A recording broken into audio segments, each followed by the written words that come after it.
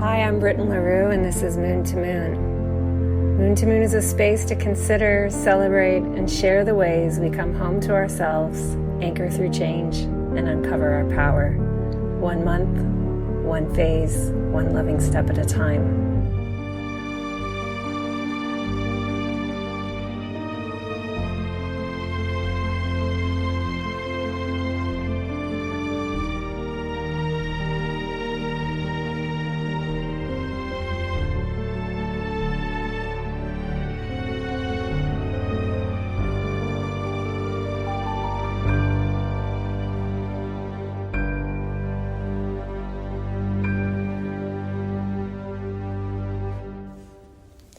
Dear Moon to Moon, it's Britton, and the moon in me is very proud to share with the moon in you this episode on Unshaming the 10th house. The 10th house is where I have my natal moon, and I attract a lot of 10th house students and mentees in my spaces. The 10th house is a very culminating place in our charts as it represents our most public, our most visible self. So even though this isn't the final in our series, to me it has a culminating energy. And that's part of why I want it to be the place where I announce something that I'm been nurturing, I've been dreaming on for months now, and it feels like the time to share. First, I want to name that tomorrow, November 19th, yes, of course, November 19th, because Pluto's moving into Aquarius. And at the time that Pluto's moving to Aquarius, I am meeting with the next cohort of my group mentorship space, Underdog to Diva. So if you're listening to this right after I have published this episode, this is the final call. I've got a few spots left. This is an extraordinary group. Some of y'all I've known a long time. Some of y'all I've met in other containers where we were colleagues together. And some of y'all, I don't know you yet. I'm so excited to witness you and get to know you and celebrate you in your big dreams and in your big desires for your 10th house space, for your 10th house, for your public self, where you are contributing in the village. It's what you're known for contributing. I talked about this container in other episodes. There's a recent one called A Sneak Peek Inside My Group Mentorship Container. If you are just hearing this and you're like, wait, what? It's a 10th house mentorship space? I invite you to go check that out and see if you can get in before 1 p.m. Central tomorrow, if there's any spots left. So this is a rare space where I really get to know the students who come in. I regularly hear you, I witness you, and I am able to offer counsel. I'm able to share about my experience. I'm able to share my wisdom. I'm able to share what comes up for me when I hear what you're moving through. As you're navigating the marketplace, exchanging your gifts for money as a divine being among divine beings, doing kind of an awkward, often pain-filled, uncomfortable thing, which is putting a price on your gifts and exchanging. So this means so much to me because I really want to support mystics making money. I want to support mystical, magical humans out there, unshame their big desires, They're dreams of visibility, of people finding you, of people seeing you doing what you're doing. What that looks like, that's your business. For me, it's not about trying to offer a Brit and LaRue template as be there with you as like an anchor of support, creating a space for mutual regard and celebration as you navigate all the things that come up as you are growing your dream, whether that's a side gig that is going to take its time, or if it's something that's becoming your full-time thing that you're wanting to amplify so that you can receive more and have more opportunities flow your way in affinity with your desires and your dreams. So if you're hearing this and you want to get in, there are a few spots left. I'm so excited to begin. It's 6 months together. What a cool thing that we're kicking off with Pluto moving into Aquarius. So now for the big announcement, the previously unnamed thing that I'm now naming. With honor and joy and gratitude swelling my heart, I'm announcing that I'm creating a container called Unshaming Your Chart. In a way, it's like, duh, right? Like, haven't we all been waiting for this? Unshaming your chart. So I don't have a course page up yet. There's no portal to enter yet. This is me letting you know that this is going to be happening. The first iteration of what I imagine will become a thing that maybe is my 10th house thing, like the thing that I'm known for. Who knows? I'm walking into the unknown here. But I've been serving the astrological community in discussions on shame now for almost 2 years. This series in Moon to Moon is part of that contribution to the public sphere, to the conversations, the discourse. And I really want to get into doing this with charts now.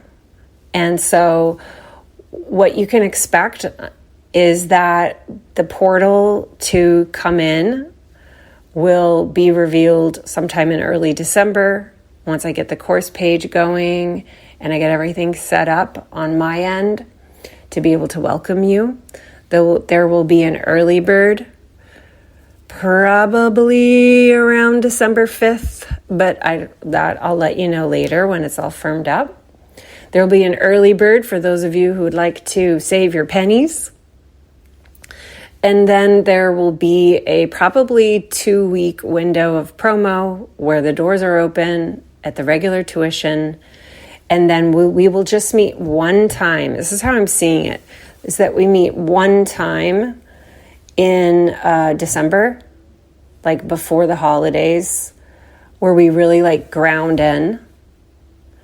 And it'll probably be like a 2-hour meetup where I really like, get us inside. If you can't make it, you'll then have a few weeks to listen to the replay, dive into the stuff that I'm going to be creating for you in this space to do on your own time. And then we'll meet probably 5 or 6 times in January and February. And I'm super pumped. It's going to be a space that is extremely flexible to meet you where you are in terms of your astrological learning. Like, I want people who are just learning about astrology to come, and I want professional astrologers to come. So it's going to be very dynamic. I'm going to be structuring it differently than I've ever done a structure before. More on that later. But this is it, y'all. This is it. Unshaming your chart. Here it is. We're going to get into it. And So I'm putting this into the field now. I'm sharing this huge announcement. It feels very vulnerable because I feel like I'm touching the real thing. Like, I know I say this with most of my offerings because I feel that they're all the real thing.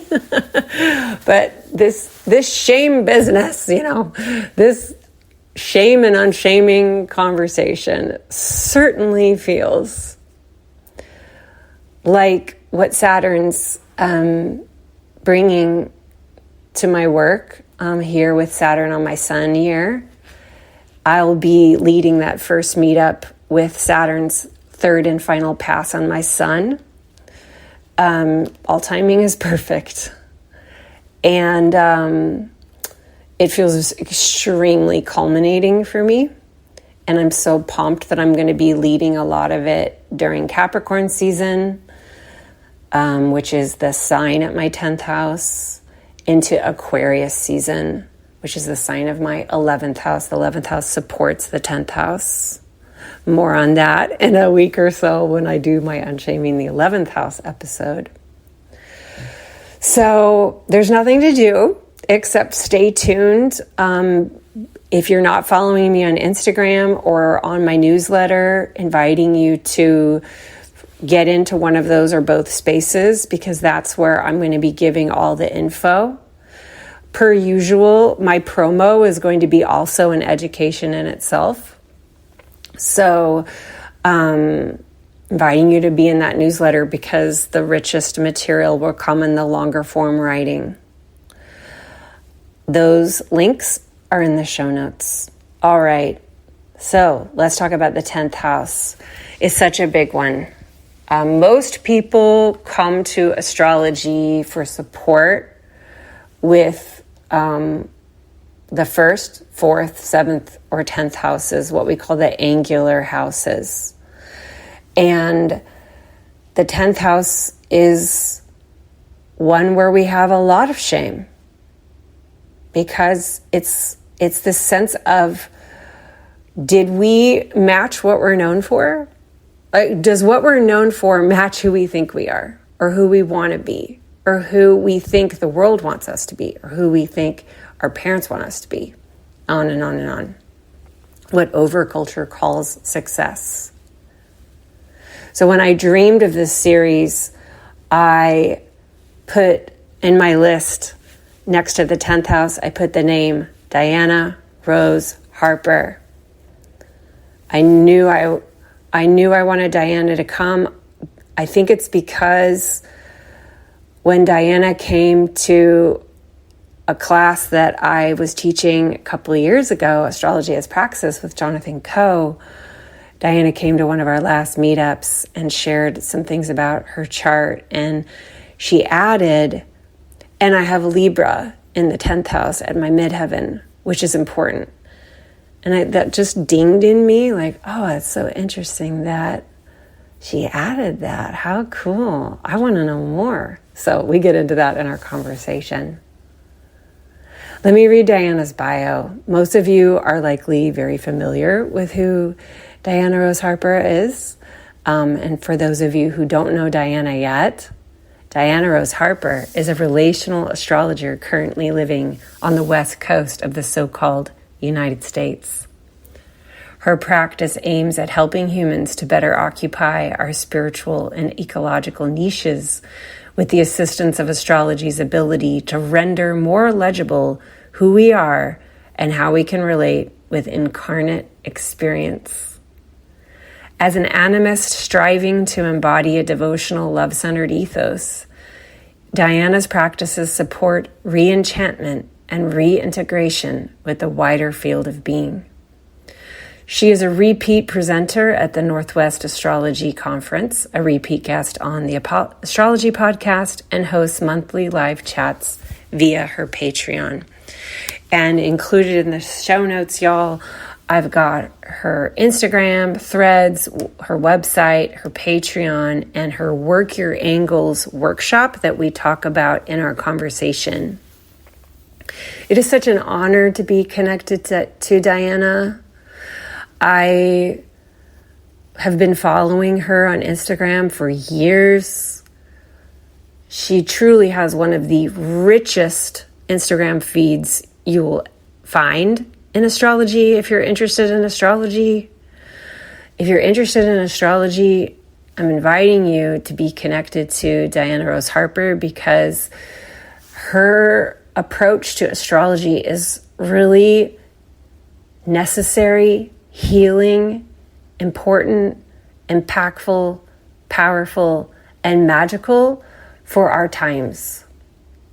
Diana Rose Harper feels to me like one of the quintessential astrologers of our time that we live in, like the one that we've landed on here in 2024, as Pluto is moving back into Aquarius and will stay for the next 20 years. Thank you so much, Diana, for joining me, for hanging out with me. Diana and I met on election day that morning. For both of us, we were each other's only appointment. It felt so welcome to sit back and feel creative and in service to our passions on a day that carried so much uncertainty and so much unknown. I will never forget that.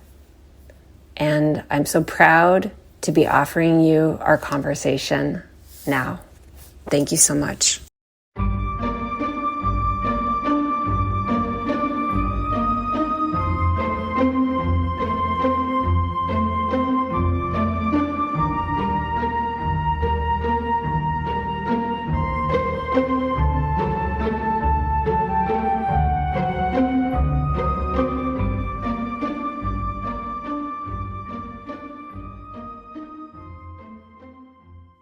Welcome to Moon, Diana Rose Harper. Hi, Brittany. It's so great to be here. Thank you for inviting me on. Yes, you were my dream astrologer to bring on for the 10th house. I'm blushing. I've never actually seen your chart, so I don't even know what you have in your 10th house, but I just had this strong feeling that we would have a beautiful conversation today. So I'm excited to be here with you here on election day for Of listeners. all days, which is really interesting since we're talking about the 10th house and recording this on election day, which I'm sure we'll get into why that association is so funny. But yeah, I think it's I don't know, the cosmic chuckle is cosmic chuckling, you could say. Totally. hmm Exactly. Well, yeah, why don't we? I would love to know, and feel free to take up as much space with this hmm as you would like. When you are inviting a client or students into looking at the 10th house, hmm what do you like to begin to name about it, to hmm discuss about it?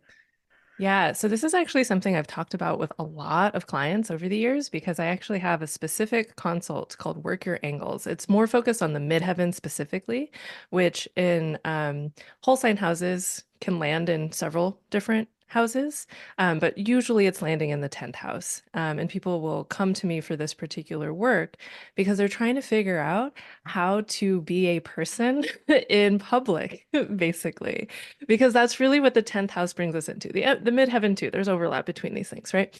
Um, but the 10th house is the fruit, like the visible fruit of a person, of their work in the world, of their surrounding life. Like what is it that people really see you as? I think some of us, I think, came up through astrology understanding the ascendant as like a mask, quote unquote. And I know a lot of us have shed that particular understanding because really the ascendant is like you as a person moving through the world. The 10th house is really when we get more into that mask place, right? Like, what is the face that people who don't know you intimately are going to pick up on quickly? And Mm. then it becomes a question of, well, how much of that are you doing on purpose? And how much of that are you doing just by accident, inadvertently, right? Like the 10th house as the sort of canopy of the tree that is you. Like these are the outward branches, these are the leaves. This is again where the fruits grow. It's not the interior of the trunk and it's not the like deep underground components of the root system. It's the like what comes up and out that other people can just see, maybe even see from afar, in the same way that, if you're driving down a road and you're looking at a forest, you can see the tops of all of those trees, even if you can't see their trunks or their root systems or who's living in the branches or any of that kind of thing. So, when I'm talking with clients about the 10th house, so much of it is this, well, how do you want to be seen when you're in a public role? Right? Whatever public looks like, it doesn't have to be as public as, potentially being elected as the United States president, right? Though that is a pinnacle example of 10th house things. It can be as simple as who are you when you show up to your neighborhood block club? Right? Or who are you when you are interfacing with strangers online? Like if you're commenting on someone's TikTok in a way that is kind of a 10th house moment, right? Mm. Um, and the 10th house is in a natural square to the first house, which means there's always tension between who am I and how are other people seeing me? And so much of that tension, like sometimes it's super, super uncomfortable. So, like in the work that I do with the work your angles perspective, which is really, I don't know, I call it astroaesthetics. It's like, how are you dressing yourself, literally and metaphorically Mm. speaking? Um, I get a lot of Scorpio risings because Scorpio risings have a Leo 10th house. And Scorpio is like, do not look at me unless I have given you permission to look at me. Whereas Leo is very much like, ha, you can see me, like, hello, here I am. And that can be quite an intense tension until there's that deliberate engagement of choosing what gets radiated out into public space and choosing what gets kept in that privacy of this is who I know myself to be in private. This is who I know myself to be with my friends, my partners, like, the people who are actually close to me. That doesn't have to be who I am when I show up in this public role. At least not that totality. I don't have to be the totality of me in order to be seen in the ways that I feel more or less comfortable being seen, right? So navigating 10th house stuff is, uh, there is something to recognizing that there's a limitation to how much you can choose how people see you. Just like, the sun is the sun up there in the heavens, regardless. Some people sunburn easily, some people just eat the sun like it's candy and never get burned. It's not up to the sun who gets sunburnt and who doesn't, but it is up to the sun to be the sun.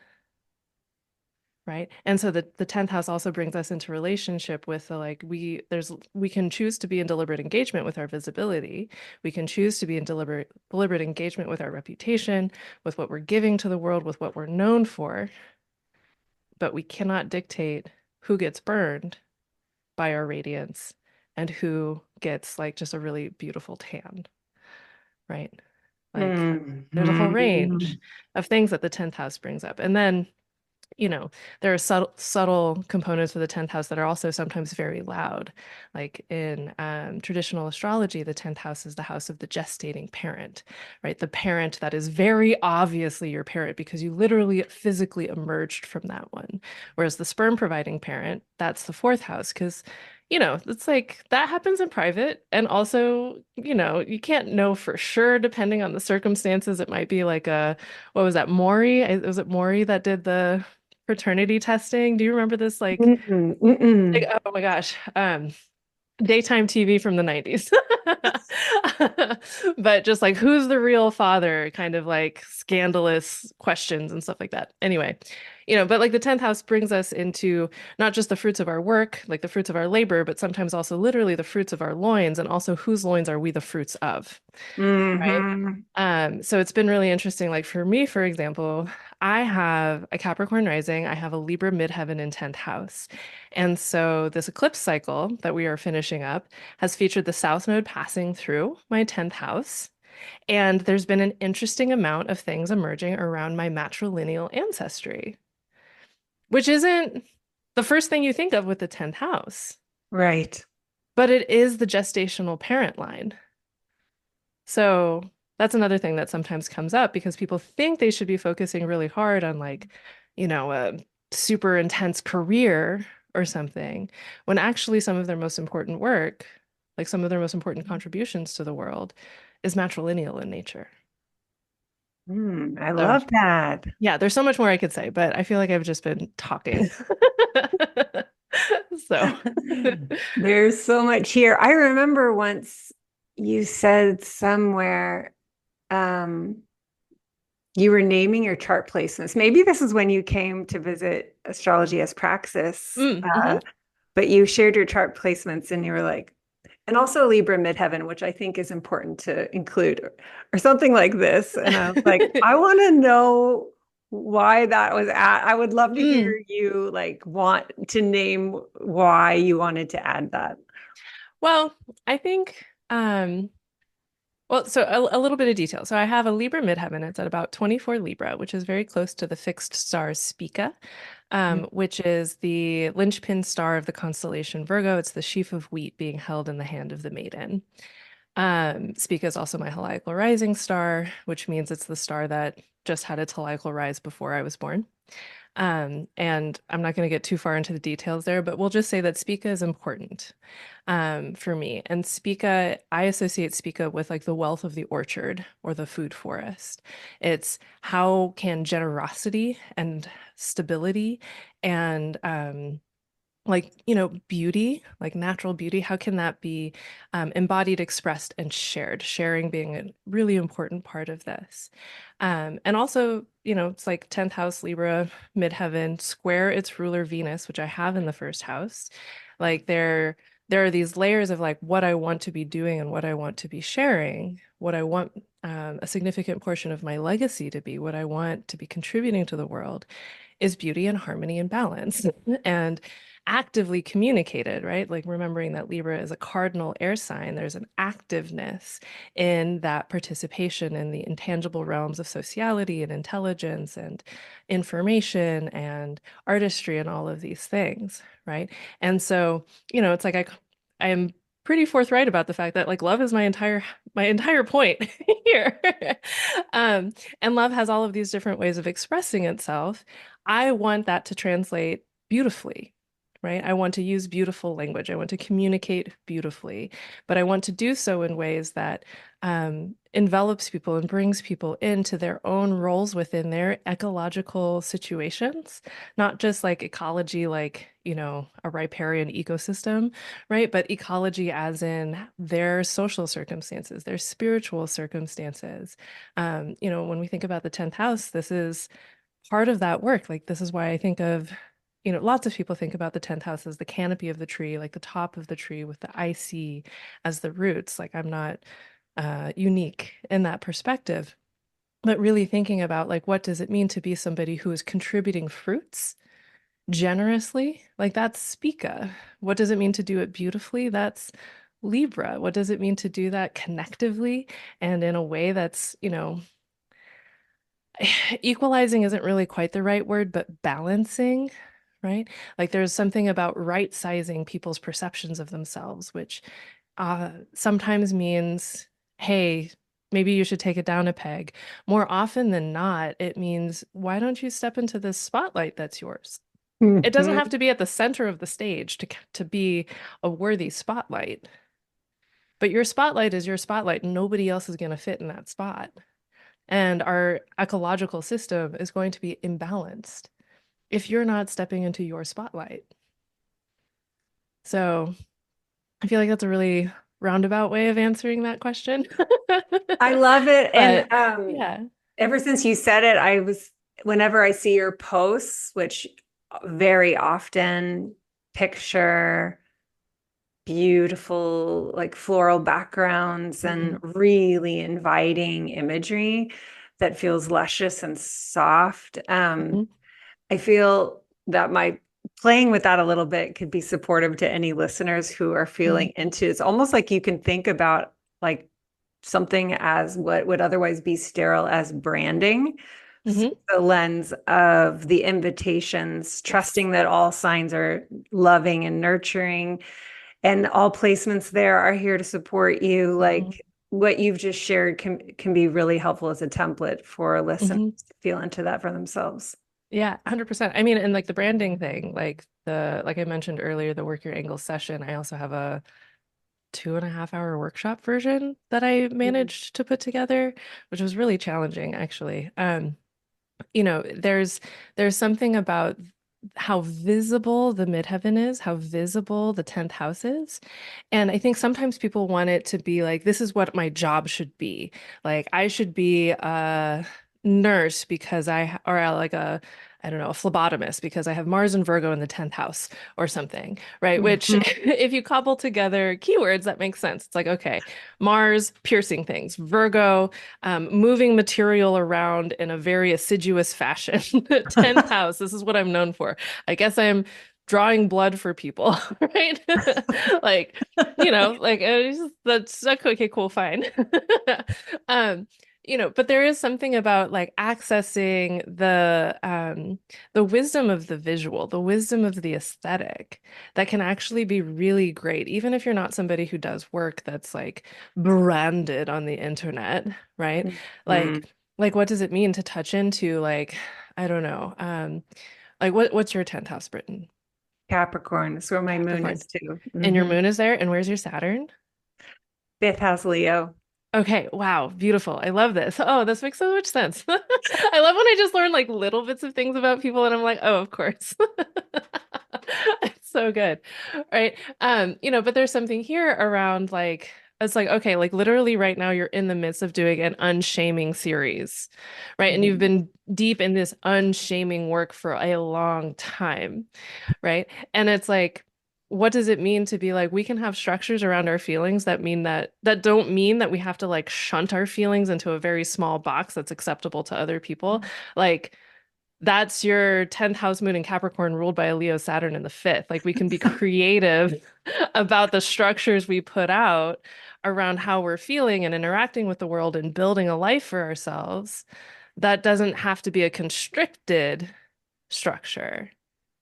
And then Mhm. visually speaking, what is that? It's like, okay, the moon, Capricorn, we can immediately think about like mountain goats. And then we can think about, okay, so, but like Saturn and Leo. So it's like these are mountain goats that are frolicking, right? These are mountain Horny goats. goats. Horny Yeah, goats. horny goats frolicking in the sunshine along a cliff face that any other creature would immediately die on if they tried. Right? And so it's like when we have that as like an aesthetic sense, like an aesthetic visual, how does that change the relationship to the 10th house? It's like, oh, there are people that are going to see what you're doing and be like, I could never fucking do that. I am terrified. Am I allowed to cuss? I'm sorry. Oh, please, yes. Okay, cool, cool.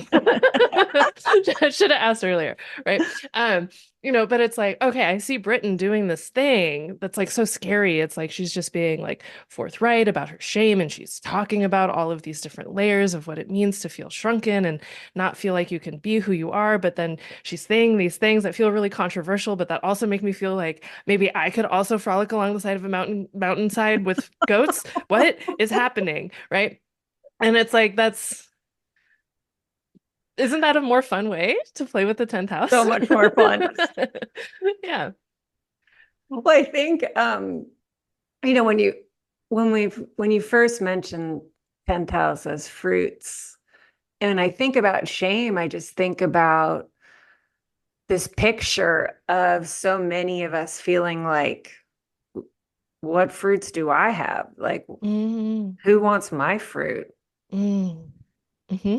There's just Yeah. this sense of like, do I even have fruit? Like, There's like as you're saying this, it's like the image of the kid who set up a lemonade stand and is like not really sure if anybody's gonna come. It's like I really want to buy that new Lego set, but I need somebody to buy lemonade first. It's like, no.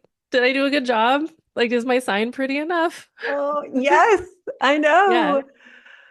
And if you're pretty sure no one's coming, it's sort of like, well, then what would be the point of working so hard on my sign when nobody's coming anyway?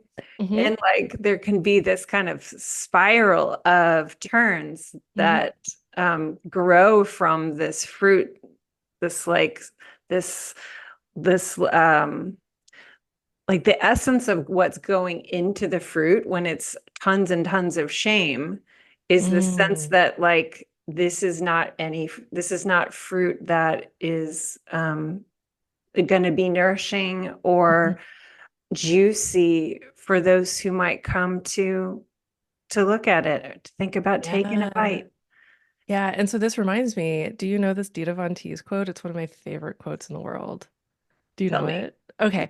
So Dita Von Teese, who is um, not entirely personally responsible, but kind of personally responsible for the advent of neo-burlesque over the past like 20 years, 30 years even, I think, Good 25 years, question. whatever, Mhm. right? But she's incredible, an amazing performer, an amazing just, she's so gorgeous. She's like glamour incarnate. And she has this quote that goes, "You could be the juiciest, ripest, sweetest peach in the entire world, and there's still going to be somebody who doesn't like peaches." Mm. You know? Yeah. And that's one of the that I think can be one of the pain points of the 10th house.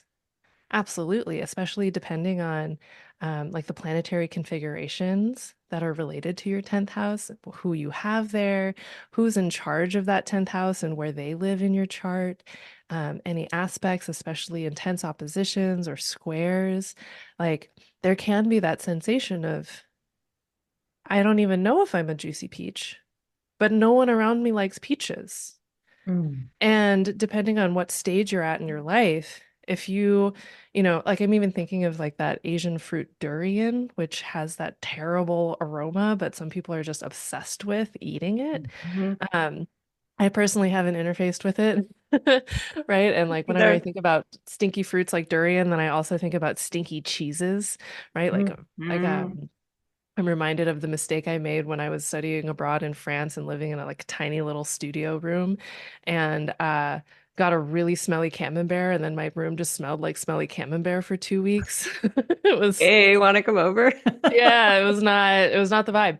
Right. But in any case, it's like if you're at a stage in your life, a stage in your like your public facing work, a stage in your creativity, like whatever it is, and you have yet to meet someone who looks at what you're doing, looks at what you have available, and they're like, I have been looking for exactly this. This is my most favorite thing ever. If you haven't had that yet, and instead you've been surrounded by people who don't understand or who reject it or who think that what you're doing is wrong and bad, then that 10th house is just like, it's better I should hide than I should be visible because nobody's ever going to understand what I'm doing. Nobody's ever going to like this, right? It's like I'm a durian in a room full of people who prefer peaches, or a peach in a room full of people who prefer really smelly camembert or whatever. Mhm. But the problem isn't you, the problem is the context. Mhm. The problem is the context. Yeah. Mhm. Yeah. And I think one of the things that, like what I'm thinking about with shame right now is how one of the biggest consequences of shame is lack of self-trust, or like a Mhm. sense of not being able to trust yourself. Yeah. There's also compulsion to fix self. Mhm. And there's also this sense of not being able to protect yourself or set boundaries. Like, Mhm. I don't have permission to do that, is the Mhm. feeling. Yeah. And Oof. I know. Yeah. And so when I think about how, like, what can we do to, maneuver to a different environment, like a Mhm. different context where I'm surrounded by people who like love what I'm giving off here and want to take a bite of me, Mhm. um, like, to me, unshaming is a pathway towards that even unfurling, because sometimes we can have such um, trouble trusting ourselves that it can be difficult to go into change, and who's going to give me Yes. permission to change? Yes. Yeah, I'm reminded of that. I forget who said it, but there's something about it's like humans will resist change until the pain of not changing is stronger than the pain of change. Mm. Right? Like that's a paraphrase of somebody who I wish I could remember who that was right now. Right? But it's true. It's true. I think that's even part of like uh like I'm actually reminded of there's several different things I'm reminded of all at once, but I think there's something about the okay. So one of the things that I think about a lot is like the application of ecological ideas into like human behavior and human engagement, because we're animals also, like, remember, Yay. right? We are not separate from the animal kingdom. Um, but a hummingbird is a hummingbird because a hummingbird is a hummingbird. And one of the core desires of a hummingbird is eating sweet nectar, right? Like it needs to in order to continue to fuel its like hyperactive wing situation, like flying situation, right? And also that's like its job. Its job is to eat nectar and pollinate. But it doesn't prioritize that, oh, I should go out and pollinate. It's I need to go eat some nectar. And the Mhm. the the the consequence of that is pollination and contributing to the ecosystem. Yes. And there's something about like what you really want to do, what you really feel like feeds you, what you feel like nourishes your ability to produce what you want to produce. Like that is the same energetic as the hummingbird going after the nectar. Like the hummingbird is like, I need energy, I need fuel. So I can buzz around and like get mad at other hummingbirds and be super territorial and maybe make some babies. Like the the consequence is pollination, but it's really just it's going after what it wants. And the 10th house can also sometimes be revelatory, not just in terms of like our core desire, but like what the impact of our core desire has on the world. And Mm-hmm. sometimes having an inroad into the potential impacts of our core desires is what gives us that permission that we're seeking from some external source, but that we're not necessarily going to get from like, our family of origin or a hometown of origin. It's like what I do makes zero sense in my hometown. Right? It's just like I was not born into my people, you could say, right? Like I didn't really Mm-hmm. come into what I would feel like my people in terms of vocational affinity, vocational understanding until 2018, right? Yeah. Like I was 28 when that happened. So like that morass of the mid 20s, being like, what am I doing here? And who like blah blah, like that was really intense for me. And then 28 hit and I was like, that what? Like my Saturn return started basically and it started to cohere. Um, and it was a coherence that revealed the fact that what I had been actively interested in, actively pursuing, actively eating, right? The nectar I was going after Mm-hmm. was also something that could then fuel what I could give. Yes. Right. And like I look back at some of my writing or work from 2018, even before then, 2017, 16, 15, 14, right? Like there is a through line that I can see reflected in that Libra midheaven conjunct Spica square Venus. Like it's there, right? But it took me a while to see that that was what was transpiring. But now that's something I can talk about with clients of just being like, okay, let's talk about this 10th house. And how does that resonate with what you feel like you want to give, what you feel like you want to make? And then let's backtrack into how that connects to your desires otherwise, your interests otherwise, your talents, your skills, the things that you're like really hungry for, but you're like, oh, no, no, no, I'm not allowed to eat that. What if that's exactly what you need to eat in order to give what you want to give? Right? If like you want to serve like massive biceps, you need to eat protein. Mm-hmm. Yeah, I think that this like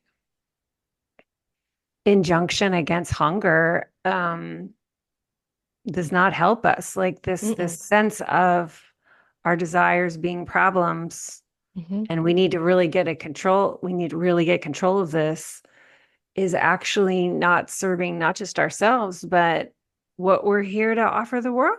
100%, 100%. It's not about control, it's about curiosity when it comes to desire, I think. Right? Like it's not about clenching it down and having none of them. It's about like observing them, seeing which of them might be a problem. It's like, okay, if your desire is to only eat like cinnamon toast crunch, like that's probably not supportive of your other life goals. Like, let's be real. Mhm. But what does it say that you have such an intense desire for Cinnamon Toast Crunch? Oh, that says, like, if we get metaphorical, you want sweetness. Maybe you Mm, want access to childlikeness. You know, you mm, want those moments of like Saturday morning cereal with Saturday morning cartoons. Cool, let's do that instead. It's mm. probably going to be more nourishing. And then as you do that, you might realize, like, oh, right, also on Saturday mornings, I used to like, it's like after Saturday morning cartoons, it was Bob Ross, and I would get into painting, but I was never very good at it because I was like 5. And it's like, okay, well, now you're 35.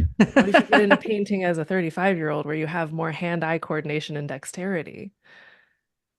And then Mm, all of a sudden, there's this unveiling of a way to contribute, a way to like be oneself that can be shared. That started with, I just have Cinnamon Toast Crunch cravings. Because Right. it's curious about the desire instead of trying to control the desire just because it's emerged. Yes. And it's just like, where's my desire taking me now? Who even Mhm. knows? Yeah. Like, oh, it's like, I don't know. There's something of maybe this is the Sagittarian in me because I also have Sagittarius placements, right? It's just like sometimes you just got to get on the wild horse and see what happens. Um, Mhm.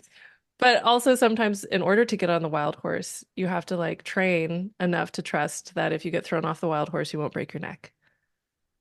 Yes. Yes. Yeah, I think it's interesting here to come back to this idea of the gestating parent.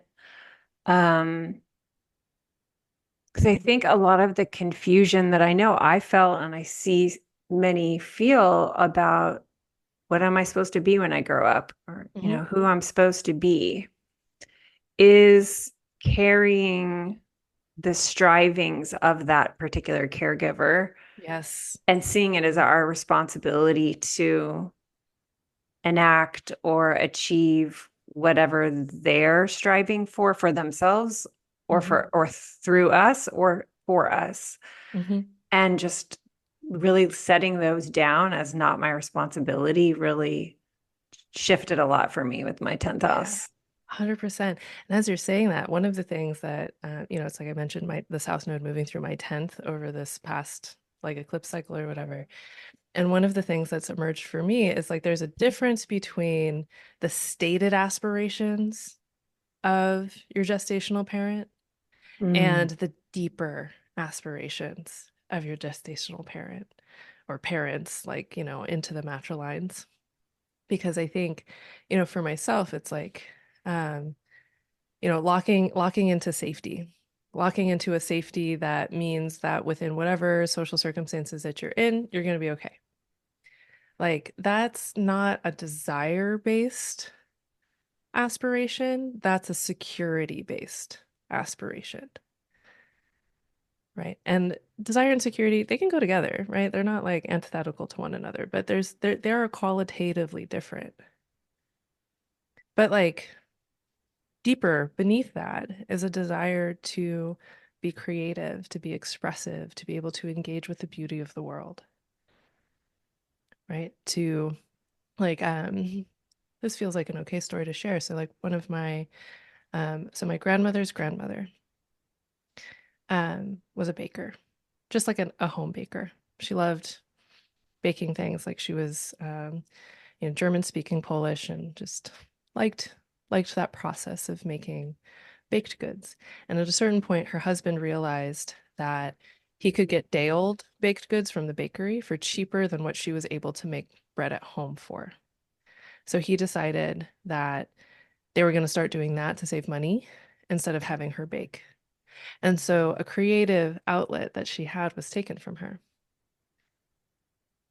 And she accepted it under the auspices of, patriarchy and security and financial stability. But what she wanted was to make. She wanted to make things, and then she couldn't. And so, what does it mean for me to think about my Libra midheaven? especially like, the hosting component, the like feeding. There's something, I have Jupiter in Cancer, so I also really love feeding people. Like, like if I love you, I will make you soup. Like, actually, this is facts.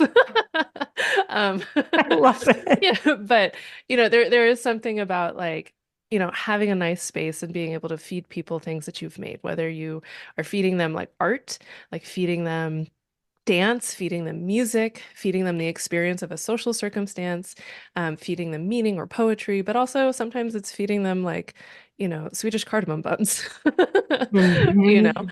um, like, but there's something like, I have made this so that you can have an enjoyable experience that I think is very Libra.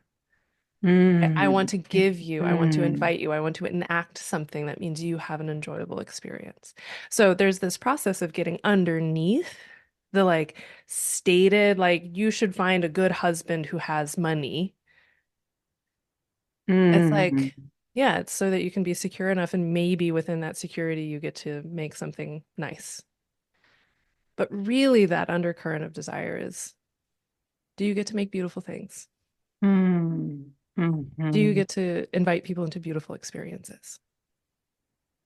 And so I would like offer this question, like lob this question at you, Britton. It's Mhm. like, as you've stepped away from the burden of expectations of your gestational line, are there things in what you do now that you can feel are connected to potential deeper desires of your gestational line? Oh, to my gestational Like to line. your maternal line, Yes. not Yes. even just directly your mom, but like your mom's mom, your mom's Mhm. mom's mom, like on into that lineage, like what you're doing Mhm. now, how much of their joy is actually participating in what you're doing now, but not because you're fulfilling their expectations, but because you're fulfilling their more genuine aspirations. Mhm. Yeah. And I do feel that that is the artistic expression. Um, the ability to speak and make freely um, Hmm. feels true to me. Hmm. And as you were speaking, I was feeling like seeing my Capricorn moon as like I built a space for you to feel. Do you like it? Uh-huh. Yeah. Hmm. Because I Hmm. don't really want to make people soup. That's fair. That's real. Not everybody is a soup girly. I'm a soup Right. girly. But I would like to make rooms or like make environments, make spaces Hmm. in which to really feel the feelings that we Yeah. that we have and that we carry and let speak from that place. Hmm. There's also something of unshackling, right? Like Mm. unshaming is a form of unshackling, right? Mhm. Like, and even just thinking about what does it mean to be an embodiment of a kind of deliberate, active, again, cardinals, like we both have these cardinal 10th Mm. houses. There's this desire to do action, to do Mhm. something, not just to like be in a state, but to do stuff, right? And it's like you're doing stuff that unhooks from these like burdensome expectations. And when things are unhooked, it's like, oh, now there's breathing room. Yeah. And you're making breathing room for yourself, but there's also like how many of those in your lineage are also now realizing their lungs and whatever lungs exist in the afterlife, like their lungs can expand all the more now because yours can. Yeah. So beautiful. Mhm. Yeah. Yeah, um I've been in a Saturn on my sun year. I'm a Pisces sun. Mm. Mhm. And really been noticing pride as like a swelling feeling Mm. in the body that I actually don't know how much experience I've had feeling it Mhm. until this year. And which is so Saturn and Leo too.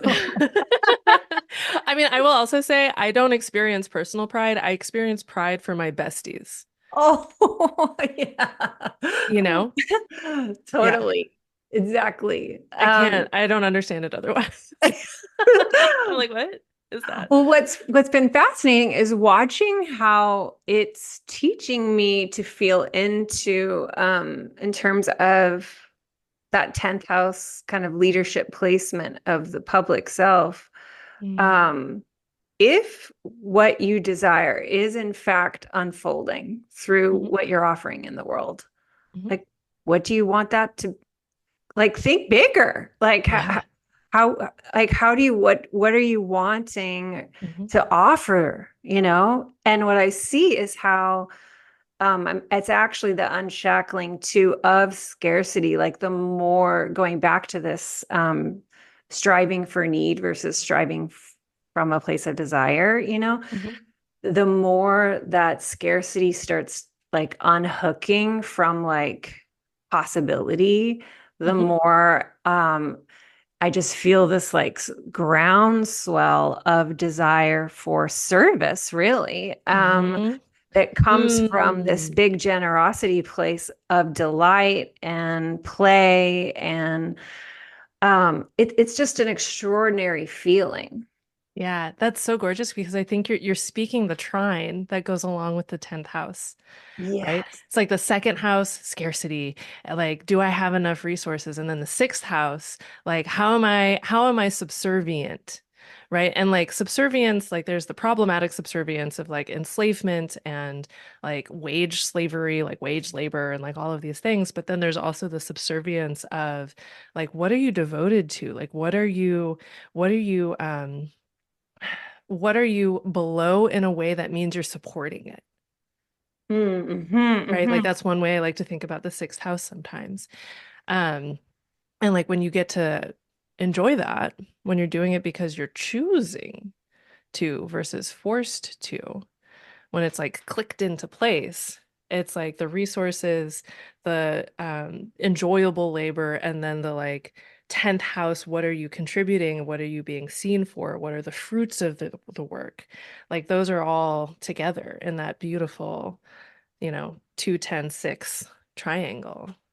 Yeah, yum. Totally. I think one of the ways that I feel that we can get distracted with the 10th house in terms of shame is from this word, this idea, concept of potential. Ugh, my God. Ugh. It's like speaking of shame, I'm just like, oh, potential like as a concept, it's just like nauseating. Please, that's Like my like favorite topic. it's so good and it's also so just like, oh God, right? Because it comes with so many expectations and burdens from people. Like I'm like shunted immediately to fifth grade and like like my fifth grade English teacher, like deciding what my potential is as a writer and like Ooh, that I literally couldn't call myself a writer for 2 decades after that because it felt so high pressure. I couldn't deal with it. ugh, Yeah. man. Right? But Yeah. I want to hear more about like I want to hear what you're thinking when it comes to potential. Like Yeah, I I want think I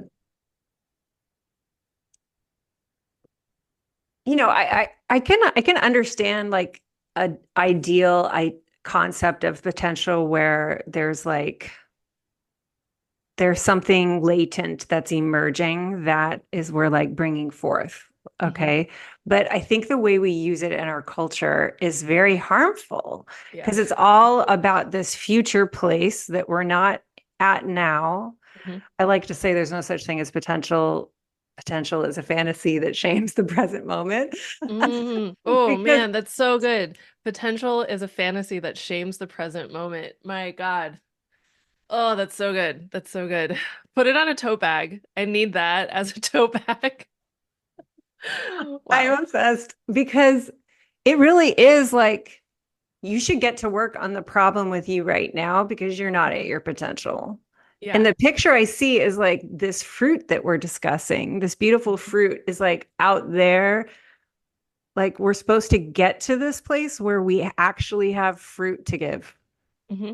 but it's not here. So, And it's a problem that it's not and it's a here. real It's like, problem. how dare you be a 2-year-old apple tree when you should already be a 30-year-old apple tree, like bumper cropping it out. It's like, Ugh. oh God, I'm 2. Can you calm down? I know. Yeah. I know. And I have teen daughters, and Mhm. I've I watch them, they're navigating this conditioning coming in from the world Mm. that's like, I'm if I don't get a good grade or this SAT score or this or that, whatever, is going to ruin my future. This, oh, you just want to My punch God. something, My God. know? And it's gotten so much more like it was intense when I was applying to college, and I know it's gotten so much worse. Mhm. Um, like even just thinking, like I went to a school that used to have its own application process separate from the Common App. Mhm. And while I was there, they switched to also accepting the common application. And then there was this like upsurge in like total applicants because it was much easier to apply to this school once it became on the common app. Um, like you can just apply to multiple schools at once when you're doing the common application. Um, and that also meant that the like admission rate went down because there were more applicants. So it was more intense, it was more competitive to get into this school, which then also meant that the incoming classes were really stressed out kids who had been doing like extra super like magnificent the most. And it's like, how are you 17, 18 and like burning out? Yeah. I mean, these kids, they have no time. Like speaking of no time, Mhm. scarcity, um, like it's a barely eat together situation, Ugh, how much work they have. Like it's so brutal. we could not work as much as these teens do. Yeah. Um, And that, it's a disbalancing of the 10th fourth axis. Right? yes. Like when you're focused so much on producing the fruits that you forget how to tend to the root system. Especially when we think, Mhm. metaphorically speaking, like root systems, like in healthy forests, it's not just the tree roots. We also have mycelial networks. We have the root systems of a bunch of different kinds of plants. We have moles and voles and shrews and like other underground animals that are creating aeration experiences. We have things that are living, breathing, and dying. We have mulch. We have mold, we have fungi, like not just the mycelial network fungi, but like other dudes who are just like breaking things down. Like there's so much happening at and below the forest floor that allows for the seed pods to form, the pine cones to form, the flowers and the fruits to form on the canopy, right? Or amongst the leaves of the bushes. Mhm. But when you're only focused on like, I need to make sure I'm producing like a mass crop of acorns that you're completely forgetting, like, is your room comfortable? When's the last time you listened to an album from front to back without doing anything else? You're just like laying on the floor, staring at the ceiling, listening to your favorite album again, right? Or like, you know, like for me, it's Chelsea Wolfe's latest album. Like I love just like laying on the floor, listening to that from front to back, right? Like that's how you tend to make sure that you continue to produce fruit. Yeah. Like you And that they're like, I think my role in that too is giving them the Mhm. attunement to the roots, right? So Yeah. that they feel seen and nourished in that Hmm. place. I mean, their nervous systems are attached to yours. Like this Mhm. is one of the true things about our gestational parents. I mean, and like any of our caretakers that we have immediate exposure to when we are little babies, right? Our nervous systems are never completely like hermetically sealed, separate from the rest of the world. But there are specific connections that we have with those from when we're little wee ones, right? So it's like part of the tending of their forest floor is your nervous system being good, Mhm. you know? Mhm.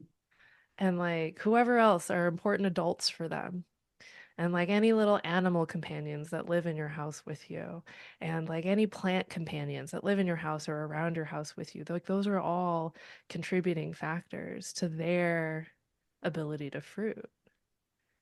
And this is one of the things that I think becomes really important about the 10th house, because like in a hyper individualist society, it's easy to think that we just need to be fruiting as though we are independent agents. Mhm. But you don't have trees fruiting without soil. And we don't have soil without a bunch of other things having lived and died before us, including stones. Stones are also alive, right? Like minerals, stardust, all of that stuff. And like, you know, when I think about like unshaming the 10th house, I think some of it is also unshaming the reality of deep interweaving that leads us into our 10th house places and our 10th house expressions, right? Like no man is an island. And even islands like are connected to the seabed below them, depending on how the island formed, right? Like floating Mhm. islands don't last very long. And even so, a floating island is held up by the water. And the water is very vibrant and alive too, right? And so there's this real necessity to acknowledge that which undergirds the canopy that we are fruiting within, fruiting from. Um, Yeah. and accepting that that's the case, I think can be really hard. Like I know that's going to be hard for me. Like my chart speaks to the fact that I have hyper independence issues, right? And speaks to why that might be the case, right? Like, okay, trauma, here we go, right? But it's like, my life improves every single time, every single moment. I'm in acknowledgement of what has allowed me to get to where I am, what has allowed me to create and share what I've managed to create and share.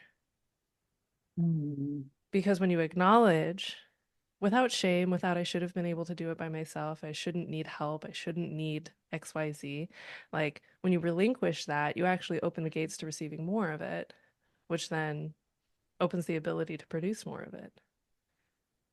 So it's just like thinking about your teenagers stressed out about the college process, right? SAT scores, all of this stuff. Like, it's like maybe I don't know how teenagers respond to like, have you considered a gratitude practice? But that might be the thing that actually boosts their SAT score. Yeah, totally. Yeah. Well, and luckily my oldest, the one applying to college, is at a performing and visual arts high school. Oh, And amazing. like half her day every day is creating with other kids and doing exactly what they want to do Bless. and being Bless. really over the top Wow, doing my inner it. 16-year-old is so jealous. So she is living the dream. Yeah. So she is working really hard, but I do feel her spirit really Mm, big, empowering that work. And it did make me think. My life shifted as I neared and came into the Pluto square, Neptune mhm, square phase of my life, and mhm, mhm, which is late 30s, early 40s, depending on your placements. And I had come to that point where that motor in me that can work, and I can put in a lot of hours. I just have a like a large energy store. mhm, mhm, Um, was just starting to peter out across my mm, 30s. And what I've discovered is that underneath the layers was so much grief and so much mm, anger. mm, And mhm, what happened was I no longer could ignore these deep feelings underneath. And the practice of allowing myself containers and mm, rituals for feeling all these things has created so much life force energy mm. for the doing of the things and the outer world, you know? Yeah, the composting. Hmm. Yeah. Yeah, and like that moment when the compost is like too smelly to keep ignoring. Yes, She's that like, was I'll just me. use like extra air freshener. That Febreze is not going to cut this one, you know. Mhm. Yeah, that's yeah, I mean that feels again very much like how do we allow the fourth house to nourish the 10th? Like are there things happening in the fourth that lead to increased like mineral availability and like nutrient availability and all of those other things that are necessary. Um, and it's also interesting how that then also feeds into literally what you're doing in terms of provisioning others with the containers that they also need in ways that you built for yourself when and as they've been needed. Mhm. Hmm. Yeah. And also I'm thinking now about the seventh house, and we were talking earlier about context. And I do think sometimes shifting the context of our interpersonal relationships can also Mm. shift that kind of, Hmm. you use that word like aeration or something with the moles and Yeah. things under the ground. I love that. But I do think that the air shifts, like some things shift around when the context of our relationships changes in a way that um, we aren't efforting to produce this fruit with such distortion or with such shame.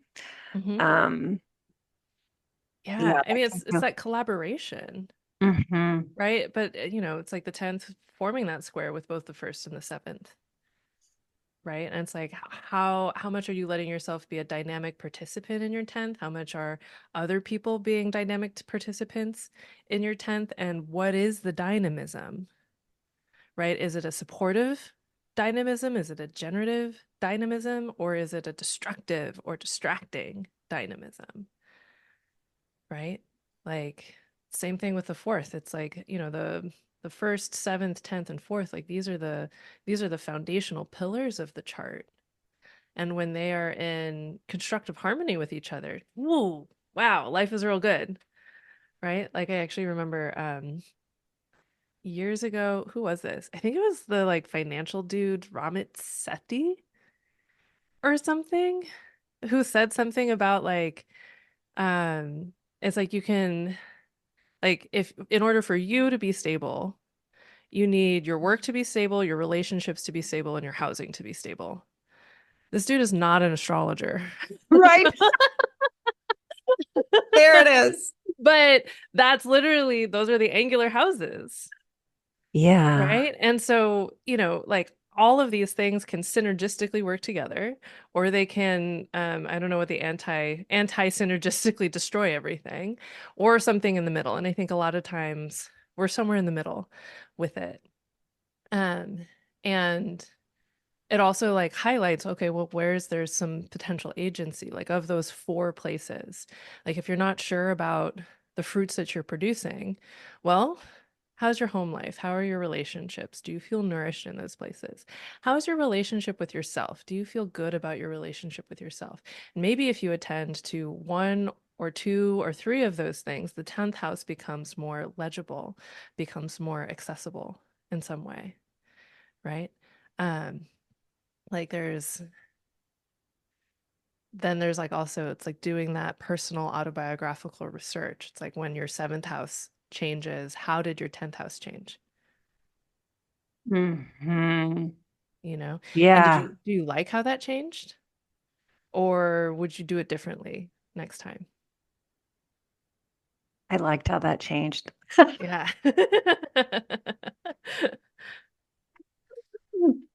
But, sometimes, um, with compassion to listeners, that sometimes we don't realize that the context is shame because it's just the context, you know? Yeah. It's the this is water thing. Like the David Hmm. Foster Wallace, like this is water. It's like if you've only ever been swimming around in like water that's polluted with the oil of shame, Hmm. you don't know what it's like to breathe free when your gills aren't like sticky. Hmm. Yeah. And Yeah. I think that at some level, like, maybe this is my Venus in Pisces, but I can make any situation beautiful and meaningful to me, Yeah. right? These are the perils of Jupiterian signs.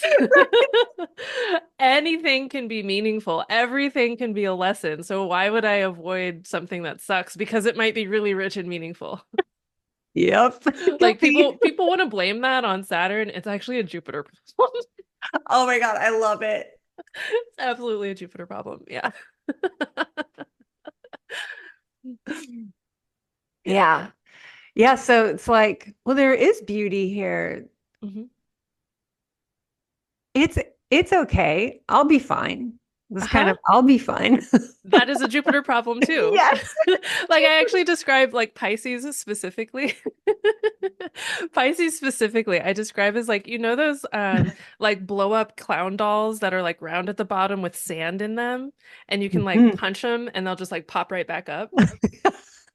That's Pisces. And like depending on the Pisces situation, it's pretty battered. Like the paint is a little messed up and like you're not sure how much longer it's going to keep popping up. It just keeps popping up. Doesn't matter how many times it gets knocked down. It's just like, oh, this Oh, is going to be fine. Yeah, I know it gets very tender. But, it's you know, true. it's and like the this is fine for Sagittarius is like the dog drinking coffee in a room that's full of fire. Yes, totally that That's one. yeah. Um yeah, but there is something to I think there's also something about Capricorn placements where it's just like, oh, it's character building. It's Mhm. experience building. Like I'm gonna be smarter because I went through this fuck shit. And it's Mhm. like, I endured. yeah, give me my gold stars. And this is part of why at one point I said something that was like, hard mode is not more virtuous, it's just harder. Mhm. Yeah, I like Um, that.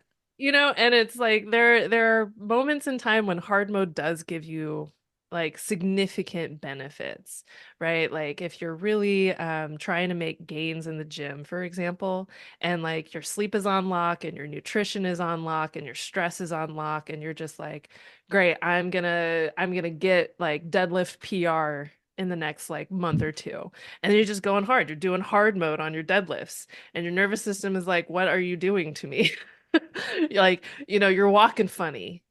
Um, and then you hit your deadlift PR and you're like, cool, that was worth it. Bing. And then ideally you do a deload week, at least a deload week. At least a week, right?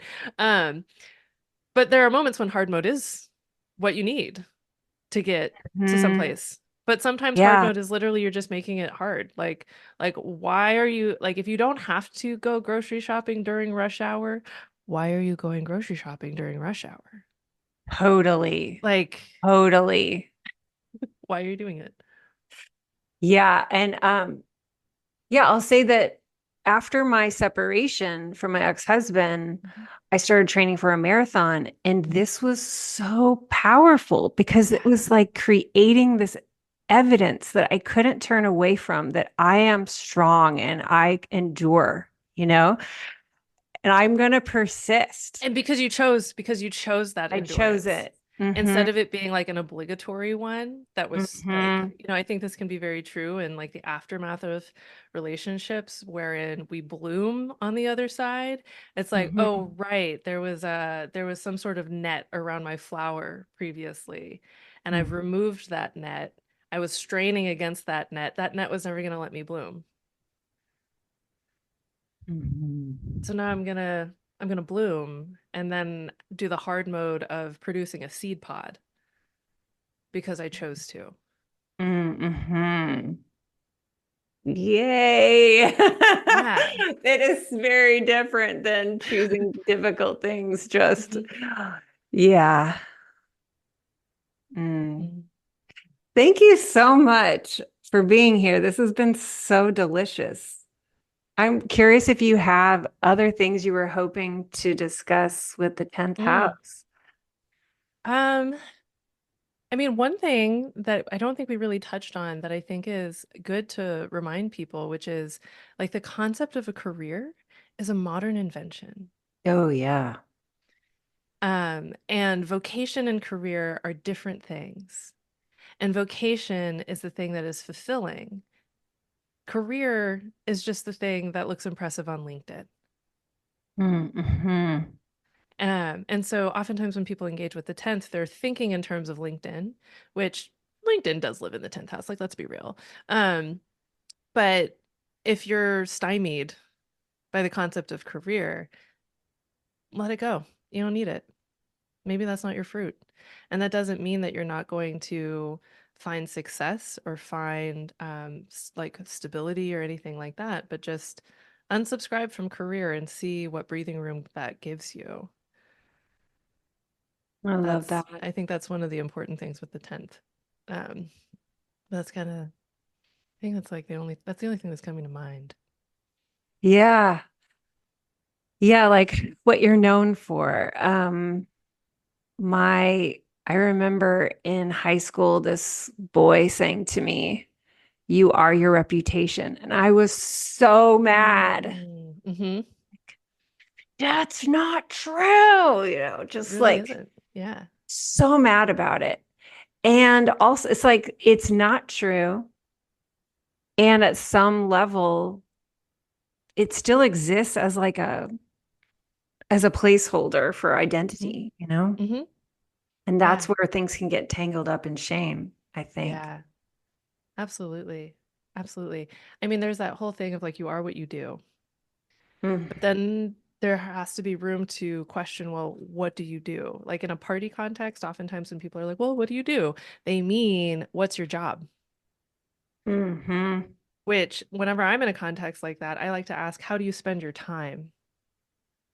Because Mm. that's going to be more like people are more honest in terms of answering, well, what they actually literally do when you ask, how do you Right. spend your time? Because you are what you spend your time on to a degree.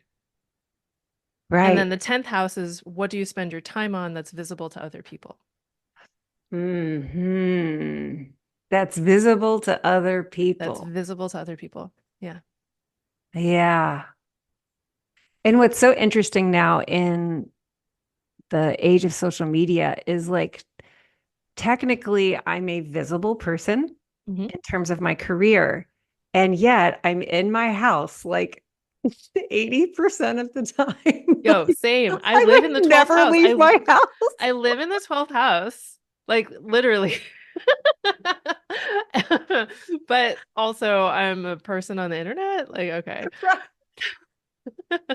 Like usually barefoot, Uh-huh. in and out of my Soft robe all day like long. soft pants if I have to wear pants because it's cold enough that I need to wear pants. But like lots of the time the pants are optional.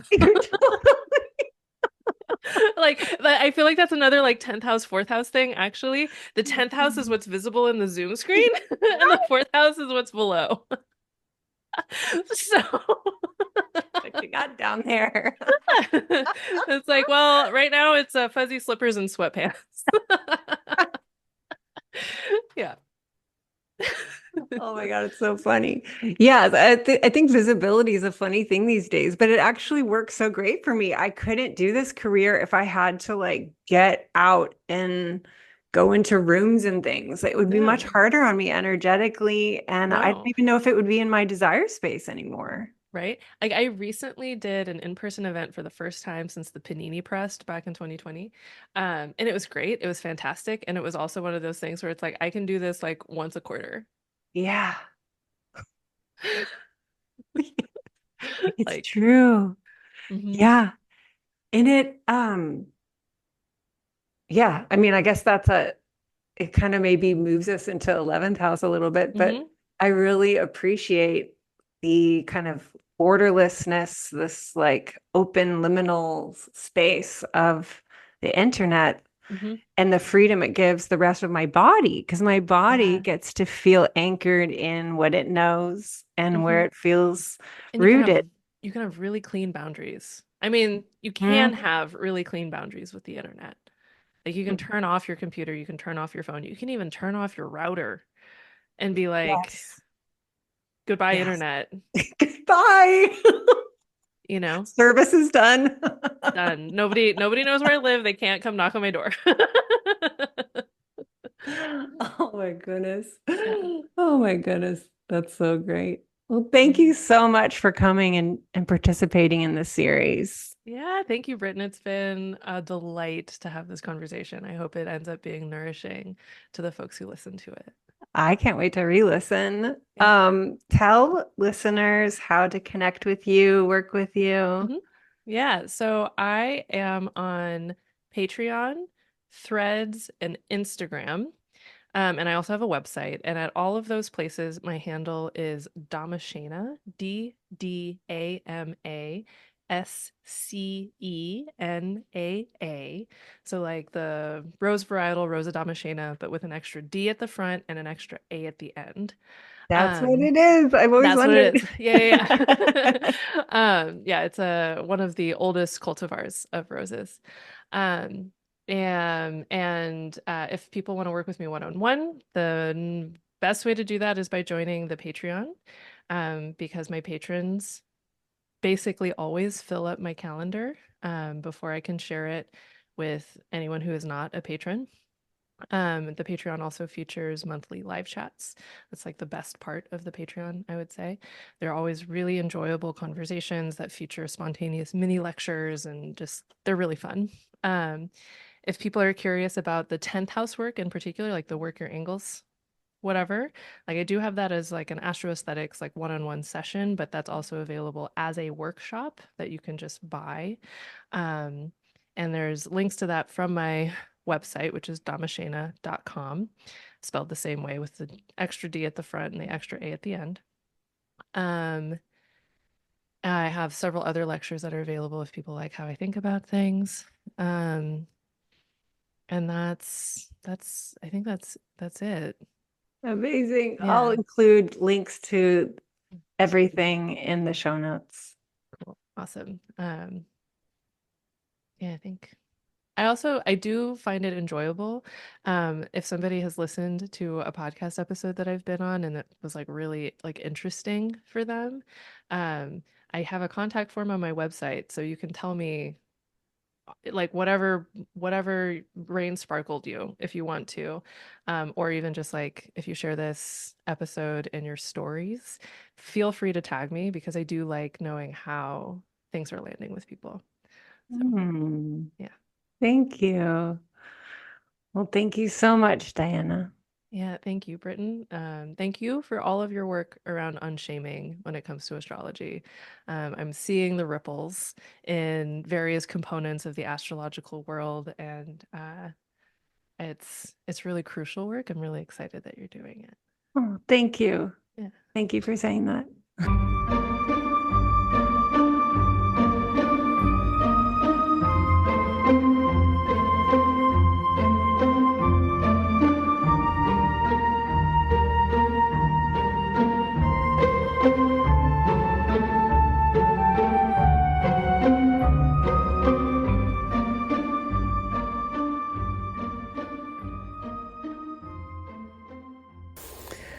So that happened.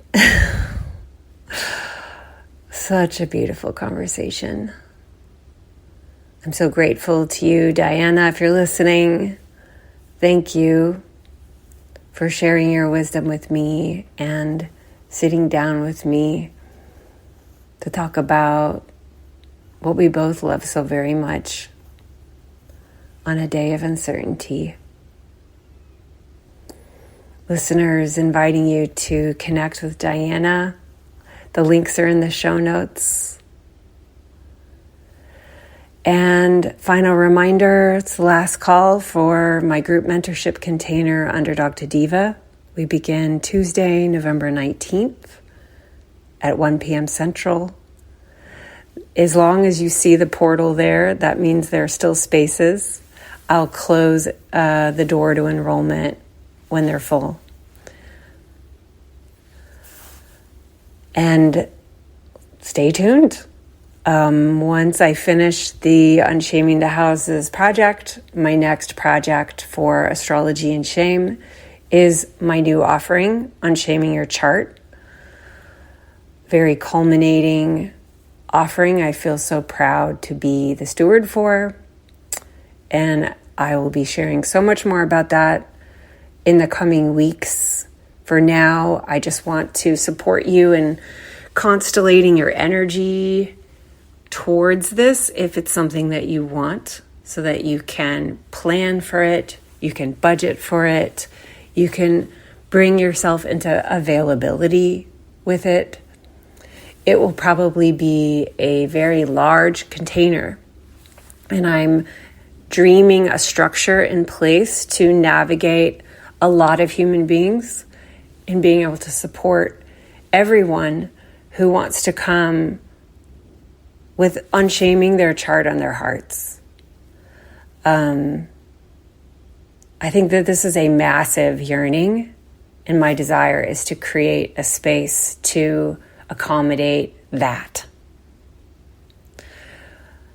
The idea then is that we meet once before the holidays to anchor in, and then the majority of the class will take place across mid-January to probably mid to late-ish Aquarius. Feels really, really powerful to be doing that over the Saturn-ruled signs. They're important. Saturn is just such a central piece in shame. As you know from our many conversations in this series, if you've been following along, or maybe you caught my talk on shaming Saturn that I just gave in New York City, which was super, super, super powerful. It's the time. This is the time to have this class. And not sure how often I'll run it, not sure when I'll bring it back. But now is like the culminating energy around bringing this offering into the world, giving it form, bringing it here onto the earthly plane with you. Let's do this. So if you want to be sure to know about all those details, and if you want to be sure you catch the early bird so that you can get discounted pricing, please stay tuned to Moon and or join my newsletter and or follow me on Instagram, because that's where all the info is going to be dropping as I have it. My intention is to give a lot of Thanksgiving break to my dream field. I don't have my daughters this Thanksgiving. I will have a lot of me time, and me time. Me time usually looks like me in meditation, me talking to myself in the shower, me pulling tarot cards, and me walking in the woods, just dreaming. And then once I feel the dreaming is complete, I bring it into form. And that's just the way my business is run. So I haven't gone into the full dream mode yet. I'm about to. So you can expect that after Thanksgiving break is when I'm going to come back with all the information, and I will be scaffolding that all out for you to feel it, feel the doorway, feel its presence and its aesthetics and its sensations, and decide if you want to be part of this. I hope to see you there. Thank you so much, and I will see you at the next episode. I've got a slew of episodes that are going to be coming out across the next few weeks that I'm so proud to share. So wherever you are, sending you lots of love, and so grateful to be in connection here with you. Cheers.